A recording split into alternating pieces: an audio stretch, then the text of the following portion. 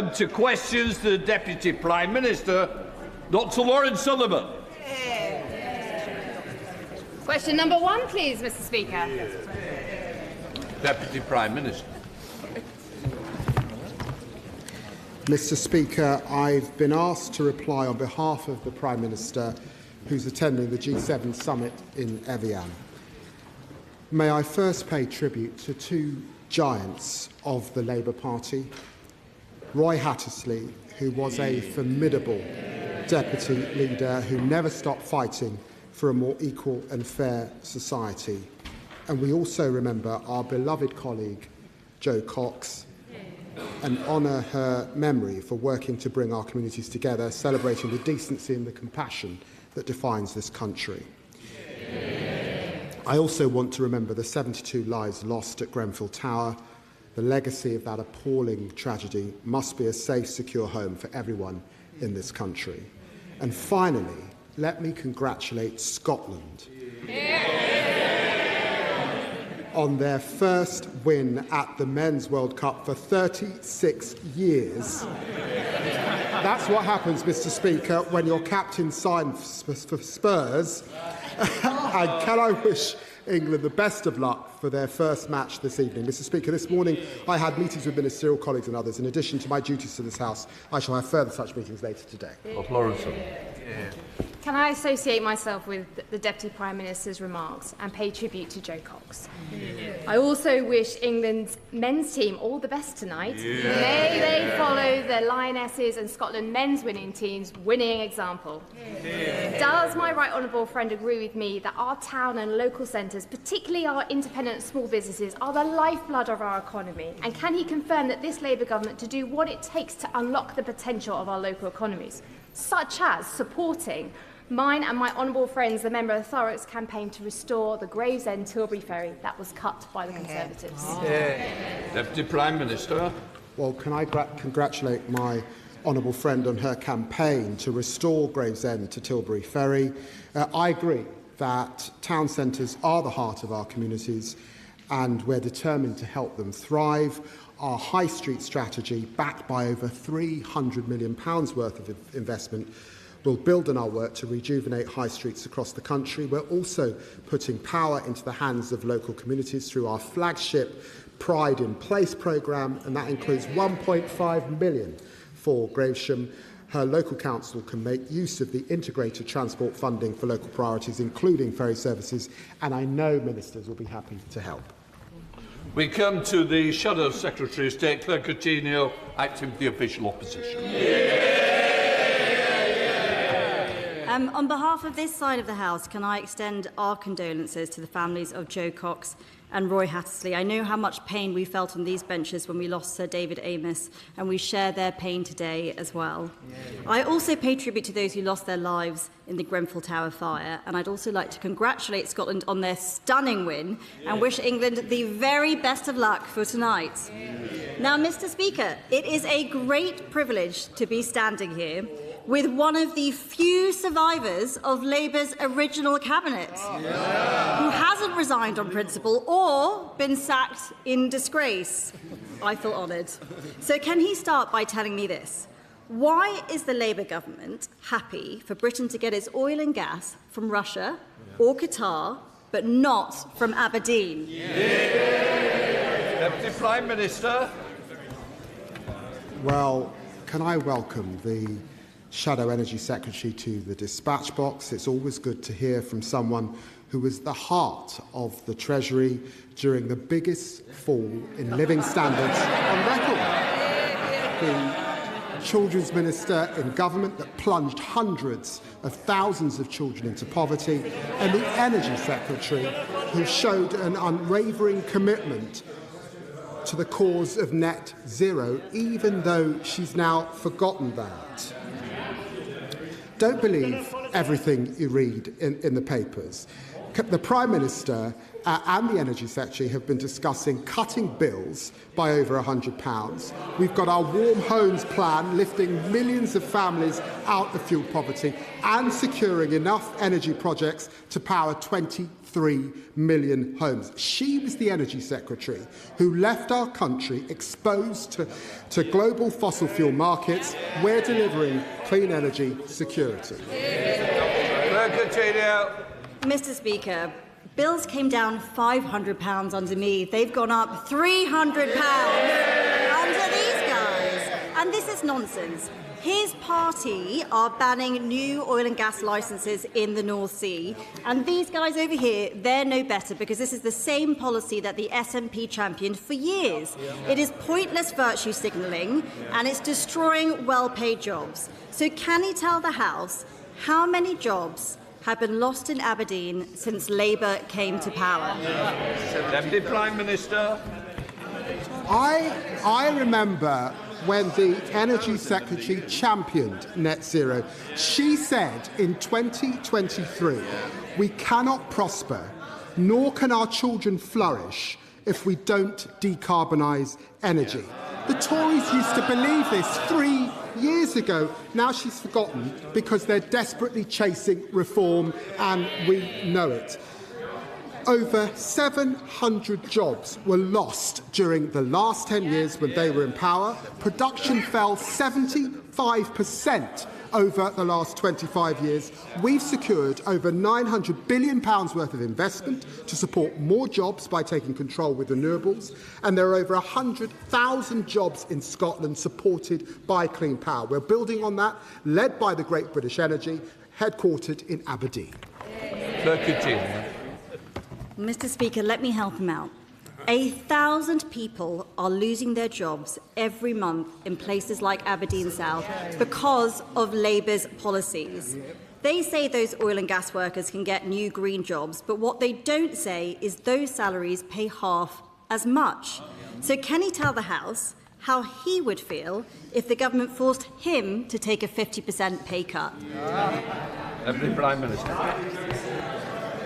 The Honourable Lady used to be an investment banker, and she's got her facts wrong.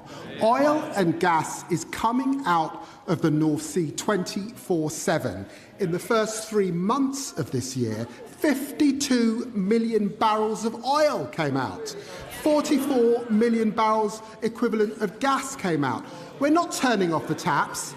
It's part of a mixed economy. It will support existing oil and gas fields throughout their lifespan, making changes to exploit neighbouring fields. But we do want to create more jobs, and that's why we're going to continue to invest in renewables. She knew this 3 years ago. She's changed her mind because she's chasing them.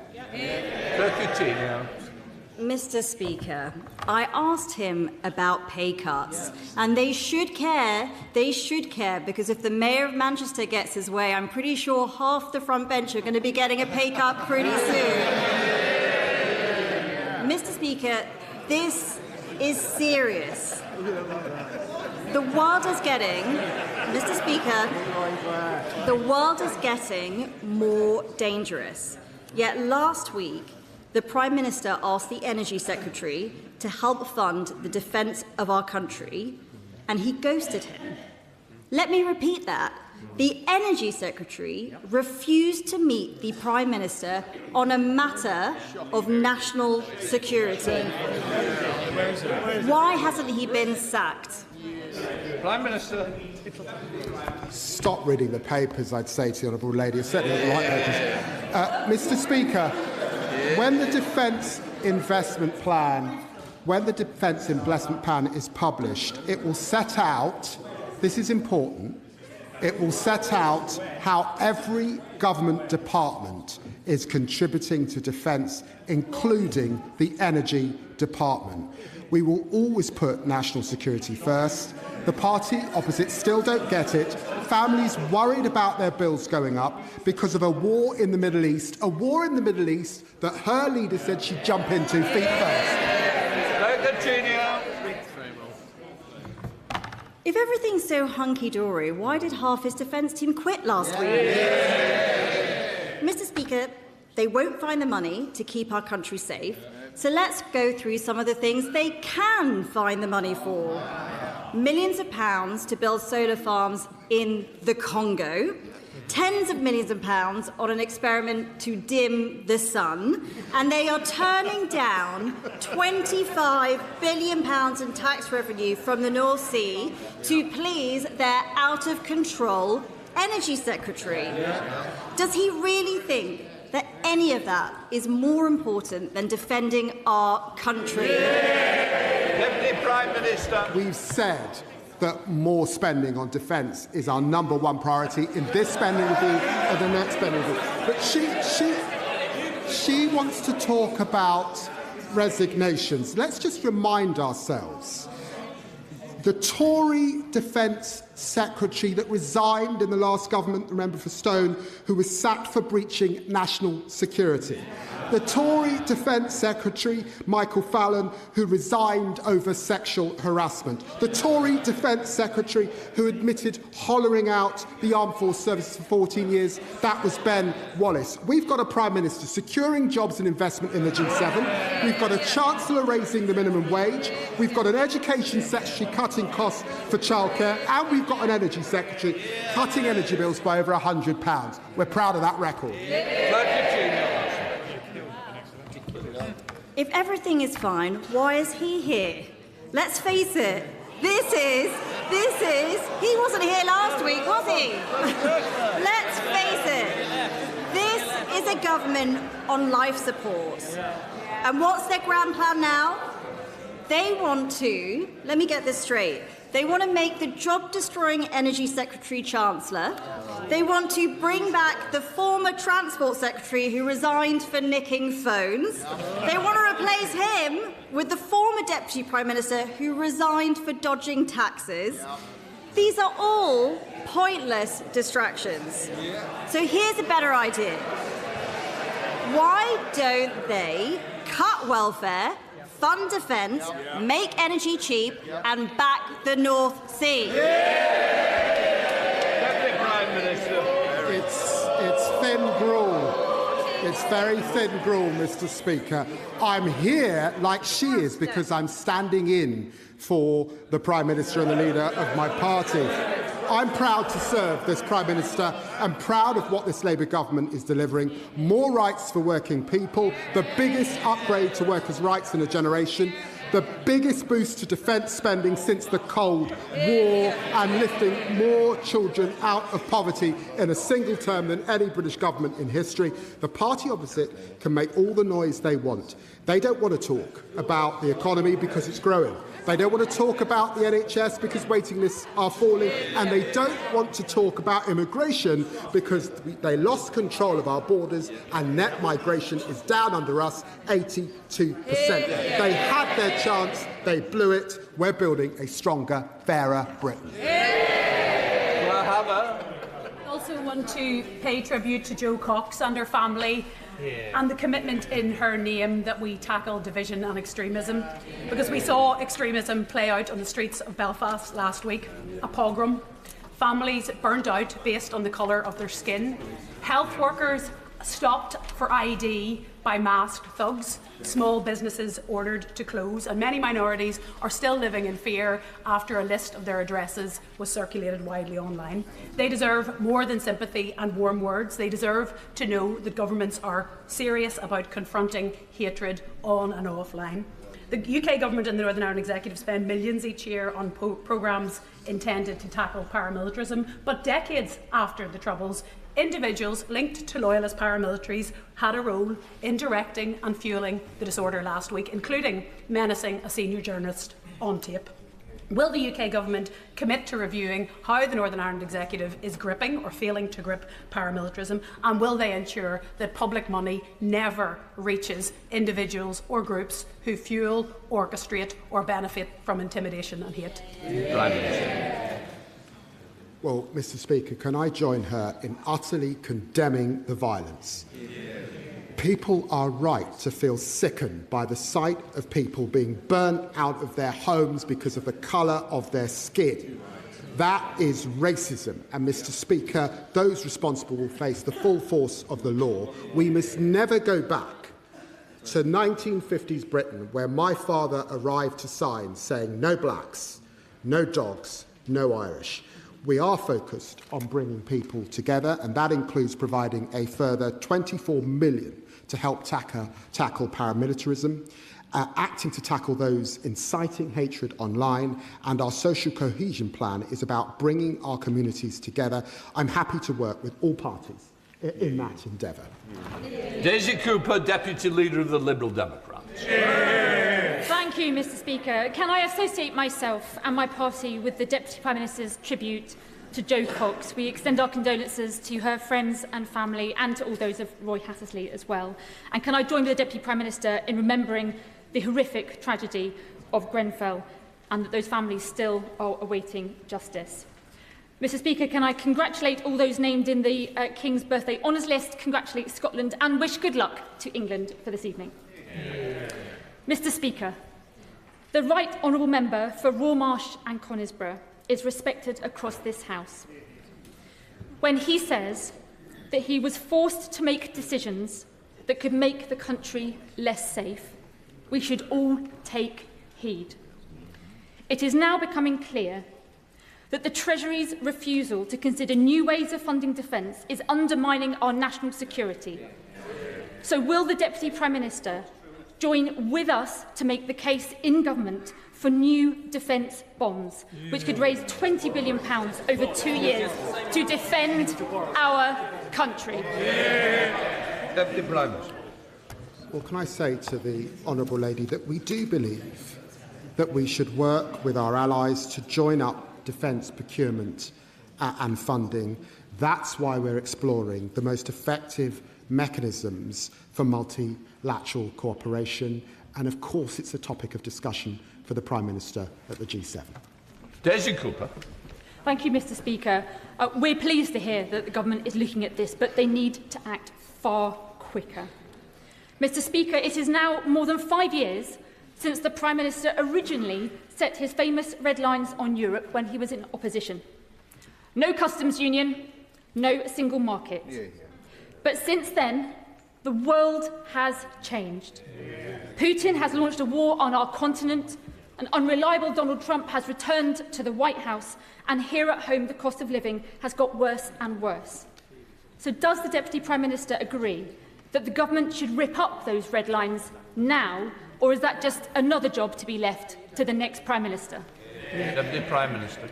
Well, I was proud to be the Labour Foreign Secretary that returned to the meeting of European Foreign Secretary and work alongside my colleague in the Cabinet Office to ensure that we were at that summit, and it was successful last year. And I've just confirmed the next summit will take place on the 22nd of July. Our red lines remain, but we're focused on an SPS deal to cut prices on the shelves, a youth experience scheme, and cutting red tape for exporters. McNally.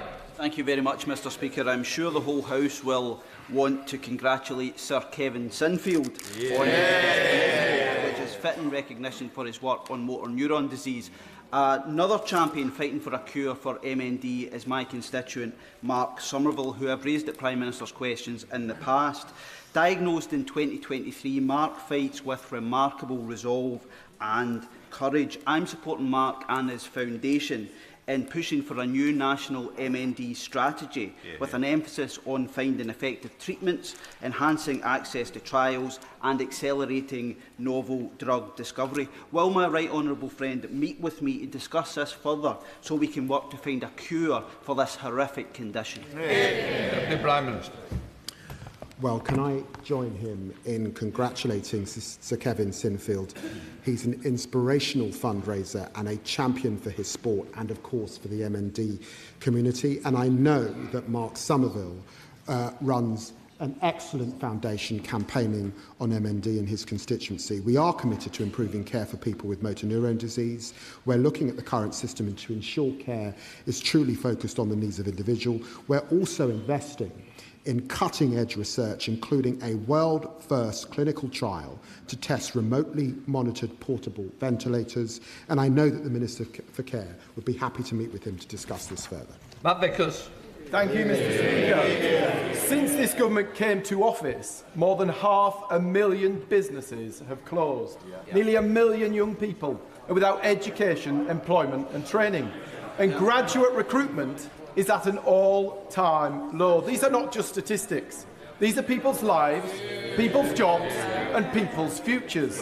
Can the Deputy Prime Minister tell the House if this is because the government A, hiked business rates and slashed reliefs, B, slammed employers with the jobs tax, C, buried businesses with the Employment Rights Act, or D, all of the above?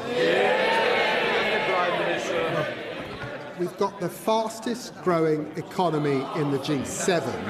Borrowing is down, and we just signed our 5th major trade deal. But I must say to this Tory Deputy Chairman, yesterday he was on television laughing and joking about the arson attack on the Prime Minister's home, laughing about a firebomb targeting the Prime Minister and his family.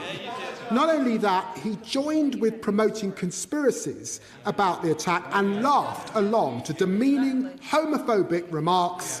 He should be ashamed of himself. Absolutely ashamed. My advice to him is to grow up, apologise and do considerably better. Sarah Owen. Thank you, Mr. Speaker. The Makerfield candidate for reform has disgracefully said, and I quote, "The majority of abortions are for vanity purposes." He described mums, in his words, with their fat bellies pushing prams in their PJs, and failed to apologise to national treasure Carol Vorderman for endorsing sexually explicit comments about her. Mr. Speaker, this exposes the rank hypocrisy of reform politicians talking tough on Vogue, but in reality having zero respect for women. Does the Deputy Prime Minister agree with me that reform has a problem with women, further highlighted by seemingly welcoming a woman beater into their fold? Deputy Prime Minister. My honourable friend makes a powerful point.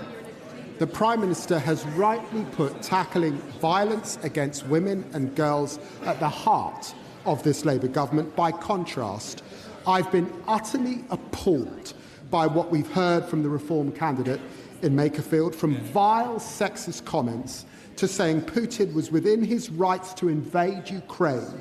When the reform leader was asked about them, his answer was, "So what?"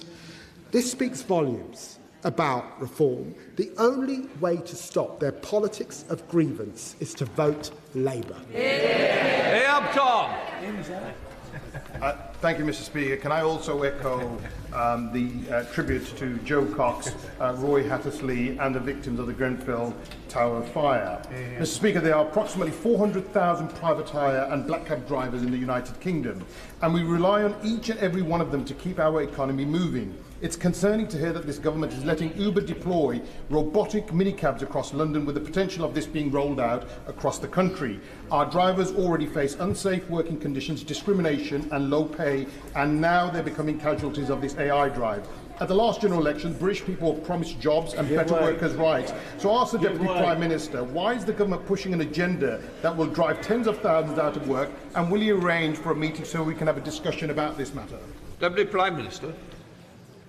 Well, can I say to honourable gentlemen, I attended the AI summit in India, and right across the world, all countries and many companies, and certainly tech companies, are at the forefront of this opportunity. Now, you've got to get the governance right, and of course you've got to test and retest to ensure safety, and anything on our roads, of course, would be tested and licensed by the Department for Transport. So I don't think we can stand in the face of innovation. Abraham. Thank you, Mr. Speaker. And can I associate myself with the remarks of the Deputy Prime Minister, and also congratulate my constituent, Sir Keir Starmer, for all the work all that he does. Mr. Speaker, yesterday marked the 10th anniversary of the murder of our dear friend Jo Cox, and of course our wonderful member for Spen Valley. She was also the wife, daughter and mother, and we must not forget that. Jo's mantra was always that we had more in common than that which divides us. So can my right honourable friend indicate what he thinks he should do, and in fact what we should all do, so that Jo's beliefs and Jo's legacy are always remembered? Deputy Prime Minister. I'm so grateful to my honourable friend. We all miss Jo, a dear friend and a valued colleague. 3 years ago, I had the great privilege of opening the Jo Cox More in Common Centre in Huddersfield alongside Jo's sister, the Honourable Member for Spen Valley, and her parents, Jean and Gordon. It was one of the great honours of my life. We all have a duty to live up to the values that Jo stood for. She was a trailblazing campaigner against loneliness and inspired the great get-together taking place this weekend. In the words of the Jo Cox Foundation, holding or attending great get-together in your local area is a simple but powerful way to honour Jo's legacy. Neighbours coming together, differences set aside, communities choosing unity over division, because that is what Jo stood for. Roy French. Thank you, Mr. Speaker, and I'm sure we all share the thoughts regarding Jo Cox and her family here today. Mr. Speaker, I know that the Deputy Prime Minister has always struggled with police visibility, even when they are stood behind him. But does he agree with Sir Mark Rowley that London will be even less safe because of this government's police cuts and the decision made last week by Sadiq Khan to block a key contract which will lead to 500 less frontline officers here in police and will make us all less safe?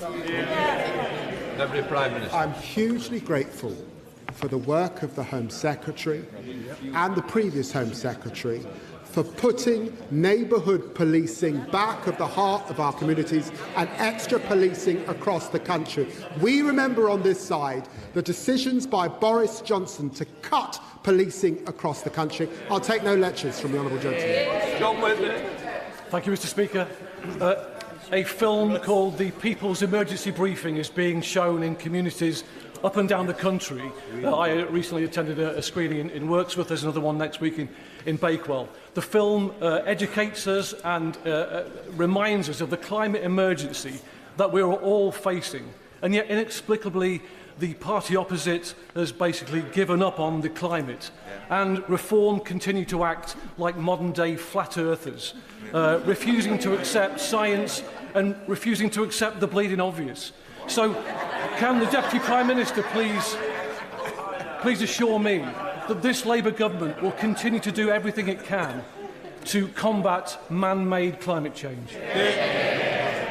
Very grateful to my friend for campaigning on this issue, and I'm very proud that this government has restored the UK's position as a global leader on climate action. That includes ambitious targets to reduce climate emissions, restore nature and seizing the opportunities of clean renewable power. The net zero economy now supports over 1 million jobs and secures over £105 billion for our economy. That's proof that tackling climate and growing the economy can go hand in hand. Those aren't the words, Mr. Speaker, of me. They're from the Baroness Theresa May in the past fortnight. The Tories used to believe in this agenda, but they've forgotten because they're chasing reform. Bradley Thomas. Thank you, Mr. Speaker. And if I can associate myself with the tributes paid to Jo Cox. Mr. Speaker, in 2 weeks' time, new steel quotas and 50% tariffs will come into force, which industry have said will cost jobs. UKF Steel in my constituency have been clear. They have said that without a change of course, they will almost certainly cease trading before the end of the year, and that will cost 50 jobs in my constituency. Last week I attended a cross-party round table, and it was clear that my concerns are also shared by many Labour MPs who are concerned about job losses and further deindustrialisation. What action is being taken at the very top of government to mitigate the effects of what will be an imminent but avoidable economic disaster? Deputy Prime Minister. Well, he raises a serious issue, and he might have forgot that this House legislated emergency measures to save steel across our country, and of course we will continue to do more. And I would say to him that of course it was on the agenda for the Prime Minister at the G7. Dr. Becky Cooper. Thank you, Mr. Speaker. It's great to see the NHS moving forward with a reduction in waiting lists and improving relations with our junior doctors, my fellow colleagues.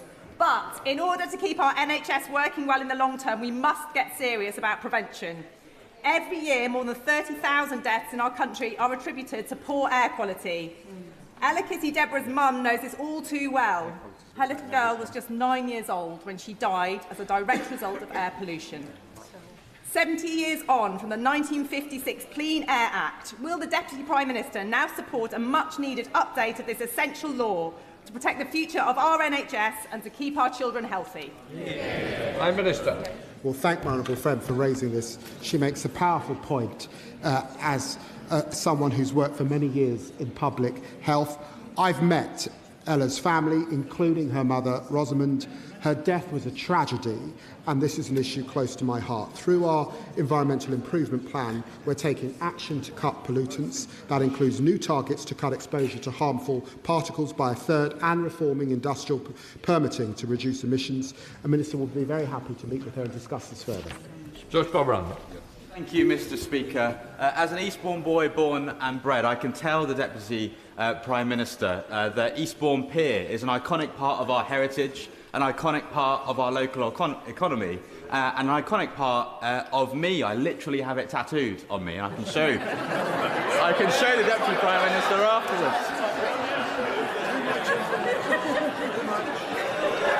But on a serious note, the residents of Eastbourne have become concerned for the pier's future after a company connected to the pier has fallen into liquidation, and indeed maintenance costs of piers across the country have been sky high. So will the Deputy Prime Minister back my Protect Our Pier campaign and meet with me to discuss emergency measures to safeguard our pier for the future? Prime Minister. What can I say to my honourable friend that I never thought I'd get a request to look at his tattoos, but I know that Eastbourne Pier is a much-loved, iconic local landmark. I believe he's meeting the Minister for Communities to discuss this campaign. I'm pleased we've allocated 20 million in Pride and Place funding to regenerate Eastbourne. It was one of the first seaside towns I visited as a young child, and this summer his constituents will be able to enjoy their day at the pier for less with our great British summer savings, with free bus travel for kids, cheaper meals and cheaper tickets to amusement parks. Thank you, Mr. Speaker. Thames Water's headquarters are local to my town of Reading, but it's their distant creditors who are really in charge. Investors should be rewarded for success, but they should pay for their failures. That is why I strongly welcome the government's objections to the current creditors deal. Under any deal or special administration regime, the company will be restructured. The question is whether that restructuring will be done only in the interests of senior creditors or with customers and the environment in mind. Will the Deputy Prime Minister tell us whose side he is on? Prime Minister. Well, can I thank my honourable friend for her dedicated work on this? I'm on the side of the people who elected us to clean up our rivers, our lakes and our seas. I'm on the side, and this government is on the side, of consumers paying the price for years and years of failure by them on the opposite side. We don't want Thames Water customers to have to pick up the bill for the company's failures. We stand ready for all eventualities. Labour has already blocked bonuses and introduced criminal sanctions for polluting water bosses, and we will go further by creating a new powerful regulator to hold all companies to account and clean up our waterways. Pritchard. Can I say to the Deputy Prime Minister, he's looking very Prime Ministerial today, and he certainly might have got my vote if he decides to run for Labour leader on Friday. Trust me, it's a deliberate ploy. Trust me. On a serious note, Stoke Heath is a small rural settlement in the Wrekin constituency in Shropshire. Over the last few hours, I've been informed, I think very lately, by the way, that 121 asylum seekers will be going into that settlement. That is a 35% increase in the population over a matter of weeks. That's equivalent to 44,000 asylum seekers coming into the Deputy Prime Minister's constituency. Whilst this is a tolerant nation and a compassionate nation and an understanding nation, does the Deputy Prime Minister agree with me that that level of dispersal into a small, isolated rural community isn't fair? Deputy Prime Minister. Well, can I say to the right honourable gentleman, and he and I have sought common cause on a range of issues on a cross-party terms over the years. I'm proud that on that central issue, we have seen a reduction in net migration of 82% over the last 23 months that we've been in power. We cannot have to grip this problem and then in ensuring that people are detained most often so that they can be removed, saying, not in my patch. Now, I don't know the detail of his circumstances, and of course the Immigration Minister will look at it, but we have to be honest about what the British public expect us to do on their behalf. Anna Gulman.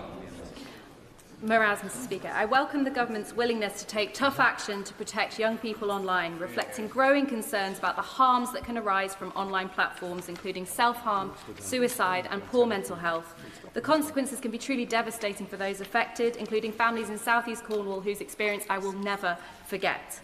Individuals and companies are promoting and profiting from harmful material and behaviour online that would rightly affect far greater scrutiny in the offline world. Freedom of speech must be defended, and currently what we have online is often not free speech, but manipulated speech. Companies with influence over what millions of people see should be held accountable and made responsible. So does the Deputy Prime Minister agree with me? And what further action will the government take to strengthen accountability and protect young people online before more lives are lost? Deputy Prime Minister. I agree with my honourable friend 100%. I thank her and know that she's worked closely with families affected by harmful content in her constituency. Our decision to ban social media for under 16s is a landmark moment which will ensure we better protect children and young people across our country. We will absolutely hold platforms to account for the harms that they can cause, and that's why we've also asked Ofcom to review their capability to enforce the social media ban and to publish a clear enforcement strategy. Christine Jardine. Thank you very much, Mr. Speaker. Earlier this week in Westminster Hall we had a debate on brain tumours, brain cancer, and the inequity of the service across the United Kingdom, highlighted by my constituent Archie Goodburn, a Commonwealth swimmer who will be competing in Glasgow next month, but only got the treatment he needed after I approached the government and the government supported him. So will the government look at how we ensure people in all parts of the United Kingdom, regardless of devolution, get the best possible treatment for cancers? Prime Minister. Well, there's a new target. 75% of patients diagnosed from 2035 will be cancer-free or living well after 5 years, and that means 320,000 lives will be saved. The cancer plan will end the postcode lottery on cancer, introduce a new 3-year neighbourhood early diagnosis fund, and cover the cost of travelling for cancer treatment. I know the Minister's happy to meet with her to discuss further. Chris Spence. Thank you, Mr. Speaker, and I thank the Deputy Prime Minister and others for their comments about Jo Cox. Our thoughts are with her family today, as they are every day. Can I also thank the Town Park volunteers who I joined this morning in repairing the iconic zigzag bridge in Harlow. Harlow is going to be a site of one of the government's new youth hubs, another example of this Labour government investing in our town. I believe passionately, Mr. Speaker, that Harlow's young people have so much potential. Does the Deputy Prime Minister agree with me and agree that this funding will unlock that potential? Deputy Prime Minister. Well, can I thank my honourable friend? As a former school teacher, I know how much he cares about this. I'm delighted that we've announced locations for 180 new youth hubs, including in Harlow. It means more young people across the country will benefit from skills and training opportunities. And this week we've shown that this Labour government is working to transform the lives of our young people. I thank him for all his campaigning on behalf of his constituency, and I know a lot of the young people support Spurs. That completes questions. Let the front bench change over.